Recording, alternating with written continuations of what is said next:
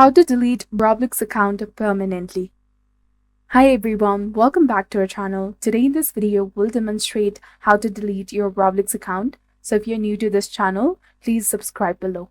Thank you for considering subscribing and leaving a like. There may be several reasons why you want to delete your Roblox account, but regardless, we'll guide you through the process. Do watch the video until the very end for a step-by-step tutorial.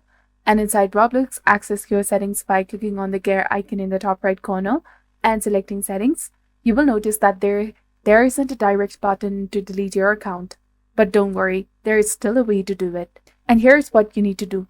First of all, you have to visit the Roblox homepage and understand that deleting your Roblox account means losing everything associated with it, such as your Roblox balance and messages.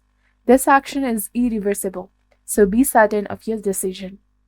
To start the deletion process, either change the URL to support or search for the Roblox support in the new tab, navigate to the support form, fill in your username and optionally provide your first name and the email address. Confirm your email and then fill in the issue details. Under the type of help category, select the data privacy request, choose other privacy request as the subcategory, and in the issue description, request the deletion of your Roblox account and associated information. Submit the form and you may receive an email for the further verification.